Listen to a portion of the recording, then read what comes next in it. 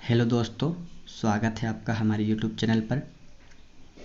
दोस्तों, हम लोग झारखंड स्पेशल पढ़ रहे थे और झारखंड स्पेशल में हम लोगों ने झारखंड के 2 क्लास पढ़ चुके हैं, जिसमें हम लोग झारखंड की मैप को देखा और झारखंड में से संबंधित जितने भी जिले और पड़ोसी राज्य को देख चुके हैं। अब हम लोग झारखंड की भूगर्भिक संरचना को पढ़ेंगे। अगर आपने इससे पहले 2 वीडियो को नहीं देखा है तो पहले जाके डिस्क्रिप्शन में मैंने लिंक दे दिया है, आप वहां से जाके देख सकते हैं। तो चलिए हम लोग स्टार्ट करते हैं झारखंड की भूगर्भिक संरचना। इसमें हम लोग एक छोटे से फ्लो चार्ट में पहले देखेंगे, उसके बाद हम लोग इसको पढ़ेंगे, उसके बाद मैप में भी देखेंगे कि कहाँ कहाँ कौन सी चट्टानें पाई जाती है। तो चलिए स्टार्ट करते हैं। सबसे पहले देखिए आर्कियन कालीन चट्टान, जिसमें आर्कियन क्रम के चट्टान और धारवाड़ क्रम के चट्टान पाया जाता है। और इसमें आर्कियन क्रम के चट्टान में ग्रेनाइट, नीस व शिस्ट की प्रचुर मात्रा में पाई जाती है और धारवाड़ क्रम के चट्टान में प्रचुर लौह अयस्क पाया जाता है। वहीं विंध्यन क्रम के चट्टान बालूका पत्थर व चूना पत्थर की प्रचुरता पाई जाती है और गोंडवाना क्रम के चट्टान में कोयला मुख्य रूप से पाया जाता है। वहीं सिनोजोइक क्रम में हिमालय का उत्थान हुआ, इसमें हम लोग पहला उत्थान को देखेंगे, दूसरा उत्थान को देखेंगे और फिर हिमालय के तीसरा उत्थान को देखेंगे। ठीक, फिर राजमहल ट्रैप जिसमें लेटराइट व बॉक्साइट पाया जाता है। फिर नवीन जलोढ़ मोनेडनोक पाया जाता है। तो चलिए पहले देखते हैं आर्कियन कालीन चट्टान।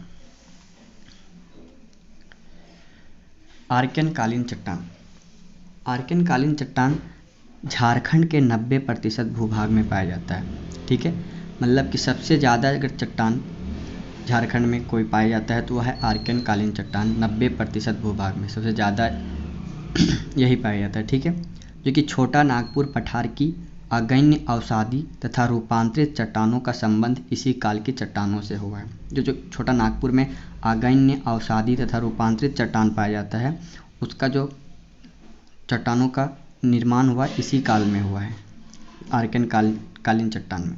ठीक है, और इसका विस्तार क्षेत्र जो है, विस्तार क्षेत्र सिंहभूम, सरायकेला, सिमडेगा तथा दक्षिण पूर्वी झारखंड का क्षेत्र है।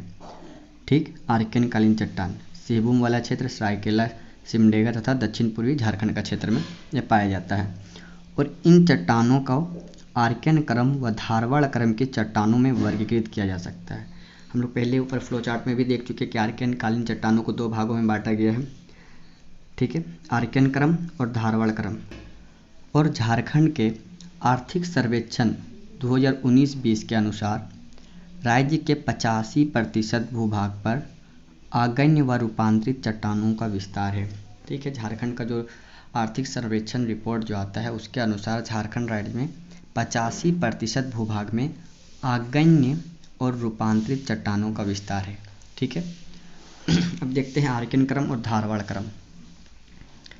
आर्कियन क्रम, इसमें आग्नेय चट्टान शामिल किया जाता है। ठीक है, इसमें जीवाश्म नहीं पाए जाते। अभी अभी चट्टानों का निर्माण हुआ है तो इसमें अभी जीवाश्म नहीं पाए जाएंगे, नया नया चट्टान है। रूपांतरण के कारण चट्टानें नीस व शिस्ट में परिवर्तित हो गई है। ठीक है, रूपांतरित के कारण चट्टानें जो है नीस व शिस्ट में परिवर्तित हो गई है। देखते हैं धारवाड़ क्रम।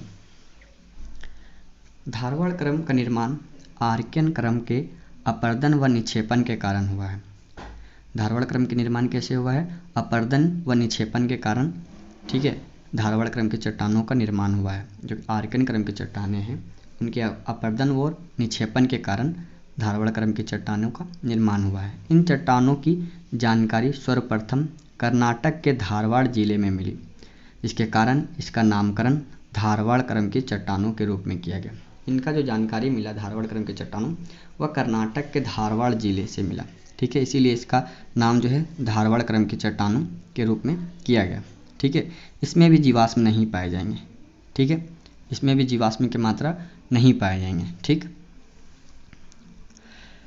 लौह अयस्क की उपलब्धता के कारण इन्हें लौह अयस्क की श्रृंखला भी कहा जाता है। इसमें लौह अयस्क की उपलब्धता, बहुत ज़्यादा लोहा पाया जाता है। ठीक है, जिसके कारण इसे लौह अयस्क की श्रृंखला भी कहा जाता है। ये क्वेश्चन आया हुआ है कि किस क्रम की चट्टानों को लौह अयस्क की श्रृंखला कहा जाता है? तो धारवाड़ क्रम की चट्टान को। ठीक है, याद रखिएगा।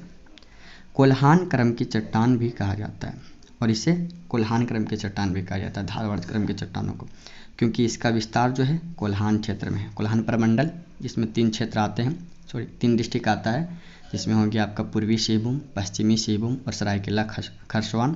ठीक है, देखिए पूर्वी सिंहभूम, पश्चिमी सिंहभूम तथा सरायकेला खरसावां जिले में हुआ है, इसीलिए इसे कोल्हान क्रम की चट्टान भी कहा जाता है। चलिए अब आगे देखते हैं। और धात्विक खनिजों की उपलब्धता लोहा, तांबा, सोना, चांदी, बॉक्साइट, निकेल, मैग्नीज आदि प्रमुख है धारवाड़ क्रम की चट्टानों में। लोहा, तांबा, सोना, चांदी, बॉक्साइट, निकेल, मैग्नीज आदि पाए जाते हैं। ठीक है, अब देखते हैं विंध्यन क्रम की चट्टानें। ठीक है, विंध्यन क्रम की चट्टान, इसका जो विस्तार है उत्तर पश्चिमी भाग में सोन नदी क्षेत्र, उत्तर पश्चिमी भाग जहाँ पे सोन नदी हल्का सा गढ़वा के सेक्टर में जाती है, झारखंड के गढ़वा का सेक्टर से होकर गुजरती है, तो वही उत्तर पश्चिमी भाग से सोन नदी क्षेत्र, विशेष रूप से गढ़वा, देखिए गढ़वा में पाई जाती है। ये चट्टानें मूलतः रोहतास पठार का दक्षिणी हिस्सा है, जो कि बिहार में रोहतास पठार है। ठीक है, उसका दक्षिणी हिस्सा है, और अवसादों के जमाव से निर्मित बलुआ पत्थर एवं चूना पत्थर से बनी क्षैतिज परतदार चट्टानें। ठीक है, अवसादों के जमाव से निर्मित बलुआ पत्थर एवं चूना पत्थर से बनी क्षैतिज परतदार चट्टानें हैं, और पारसनाथ पहाड़ी का उत्थान भी इसी काल में हुआ है। ठीक है, तो याद रखिए कि काल में, विंध्यन क्रम के काल में पारसनाथ पहाड़ी का उत्थान हुआ है, जो कि गिरिडीह में है। तीसरा है गोंडवाना क्रम की चट्टानें, जिसका निर्माण दामोदर घाटी के तलछट से हुआ है, और इसमें कोयला के भंडार साथ ही बलुआ पत्थर की परत भी पाई जाती है। ठीक है, और जिसका विस्तार क्षेत्र है गिरिडीह, राजमहल की पहाड़ी तथा उत्तरी कोयल नदी की घाटी क्षेत्र। ठीक है, गोंडवाना क्रम की चट्टान, इसका निर्माण जो हुआ है दामोदर घाटी के तलछट से हुआ है, और इसमें कोयला और साथ ही बलुआ पत्थर की परत भी पाई जाती है। चौथा है सिनेजोइक क्रम की चट्टान। इस काल में हिमालय का उत्थान हुआ है, जिसका प्रभाव छोटा नागपुर पठारी क्षेत्र पर भी पड़ा है, और हिमालय के उत्थान व उसके प्रभाव को 3 भागों में वर्गीकृत किया जा सकता है। पहला उत्थान, इसका संबंध मायोसीन काल से है। ठीक है, और इस दौरान छोटा नागपुर पठारी क्षेत्र में भूगर्भिक हलचल हुई, जिसके कारण पाट क्षेत्र का उत्थान हुआ। ठीक, पाट क्षेत्र जहाँ पे रांची, लोहरदगा, गुमला और सिमडेगा का कुछ क्षेत्र लेकर त्रिभुज टाइप से बनता है, यही पाट क्षेत्र है। ये पश्चिम दिशा में, झारखंड के पश्चिम दिशा में पाट क्षेत्र का निर्माण हुआ है, और यह जो है छोटा नागपुर पठारी क्षेत्र में भूगर्भिक हलचल के कारण पाट क्षेत्र का उत्थान हुआ, जिसके परिणाम स्वरूप पाट क्षेत्र रांची, हजारीबाग पठार से लगभग 1000 फीट ऊपर उठ गया। जब छोटा नागपुर में भूगर्भिक हलचल हुआ तो रांची और हजारीबाग का जो पठार है उससे लगभग 1000 फीट ऊपर उड़ गया पाट क्षेत्र। ठीक है, हिमालय का दूसरा उत्थान, इसका संबंध अंतिम पलायोसीन काल से है, और इस छोटा नागपुर पठारी क्षेत्र में भूगर्भिक हलचल हुआ, जिससे हिमालय का दूसरा उत्थान हुआ। इस दौरान रांची, हजारीबाग पठार का लगभग 1000 फीट का उत्थान हुआ, जिसके कारण पाट क्षेत्र लगभग 2000 फीट उठ गया। ठीक है, पहला उत्थान में पाट क्षेत्र जो है वह 1000 फीट ऊपर उठा, और दूसरा उत्थान में 2000 फीट ऊपर उठ गया। देखते हैं तीसरा उत्थान, इसका भी संबंध प्लीस्टोसीन काल में हुआ है, और इस दौरान भी छोटा नागपुर पठारी क्षेत्र में भूगर्भिक हलचल हुई। इस दौरान रांची और हजारीबाग का पठार लगभग 2000 फीट उत्थान हुआ, और परिणाम स्वरूप इस क्षेत्र में 3000 से 3600 फीट ऊपर उठ गया पाट क्षेत्र। ठीक है, तो पहला उत्थान में 1000 फीट ऊपर उठा पाट क्षेत्र, दूसरा उत्थान में 2000 फीट ऊपर उठ गया, और तीसरा जब उत्थान हुआ तो उसमें भूगर्भिक हलचल के कारण 3000 से 3600 फीट ऊपर उठ गया पाट क्षेत्र, और तीनों उत्थानों के कारण इस क्षेत्र में विभिन्न नदियों का उद्भव हुआ।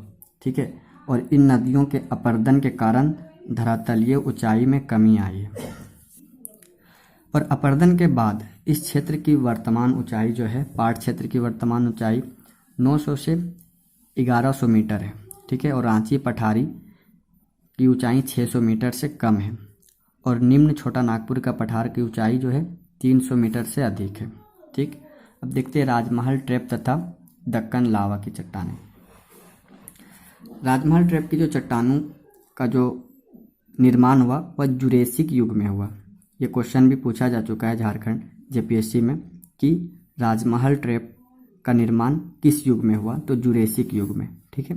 जुरेसिक युग में लावा के बहाव से राजमहल ट्रैप का निर्माण हुआ है, जबकि लावा के प्रवाह से दक्कन लावा का निर्माण हुआ है। राजमहल ट्रैप का जो निर्माण हुआ जुरेसिक युग में हुआ और लावा के प्रवाह से दक्कन लावा का निर्माण हुआ है, लावा के प्रवाह के कारण। इन चट्टानों के अपक्षयन के कारण लेटराइट एवं बॉक्साइट का निर्माण हुआ है, ठीक। लेटराइट और बॉक्साइट का निर्माण किन चट्टानों में हुआ है, तो राजमहल ट्रैप में, राजमहल ट्रैप के दक्कन लावा की चट्टानों।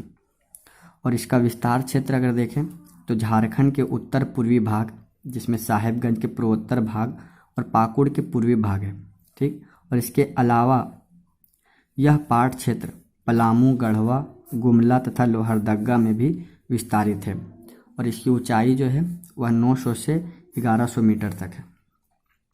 उसके बाद है नवीनतम जलोढ़ निक्षेप। नदियों के अपर्दन व जलोढ़ के निक्षेपण के कारण इसका निर्माण हुआ, ठीक, जो कि वर्तमान में भी जारी है। नवीनतम जलोढ़ निक्षेप जिसका निर्माण अभी भी जारी है, वर्तमान में भी जारी है। राजमहल के पूर्वी क्षेत्र सोन नदी घाटी तथा स्वर्णरेखा नदी की निचली घाटी के क्षेत्रों में नदियों के निक्षेपण से इस संरचना का निर्माण हुआ है, ठीक है। राजमहल के जो पूर्वी क्षेत्र है सोन नदी घाटी तथा स्वर्णरेखा नदी की निचली घाटी क्षेत्रों के निक्षेपण के कारण नवीनतम जलोढ़ निक्षेप का निर्माण हुआ है। और इनके द्वारा मैदानी क्षेत्र में निक्षेपण के कारण कई स्थानों पर ग्रेनाइट के उच्च भूभाग का निर्माण हो गया है, जिसे मोनेडनोक कहते हैं, ठीक। राज्य की जो अधिकांश चट्टानों का विस्तार हुआ है वह पूरब पश्चिम दिशा में हुआ है, ठीक। अब हम लोग मैप में देखते हैं कि कहाँ पे कौन सी चट्टान है, ठीक है। पहले देखते हैं आर्कियन कालीन ग्रेनाइट नीस एवं धारवाड़, जो कि 90% भाग में पाया जाता है। ये जो देख रहे हैं ये आर्कियन कालीन ग्रेनाइट चट्टान है, ये, ठीक है, इस तरह का। विंध्यन, ये विंध्यन क्रम की चट्टान है, यहाँ पे गढ़वा क्षेत्र में जो है विंध्यन क्रम की चट्टान। ये है गोंडवाना क्रम की चट्टान है, ये वाला, ये गोंडवाना क्रम की चट्टान है। और ये राजमहल ट्रैप है, राजमहल ट्रैप, ठीक। और ये नवीनतम जलोढ़ चट्टान, ये नवीनतम जलोढ़ है, ठीक है। तो दोस्तों आज हम लोगों ने झारखंड की भूगर्भिक संरचना को पढ़ा। अगली वीडियो में हम लोग झारखंड की मिट्टी को पढ़ेंगे, ठीक है। तो मिलते हैं अगले वीडियो में झारखंड की मिट्टी के साथ। तब तक के लिए धन्यवाद।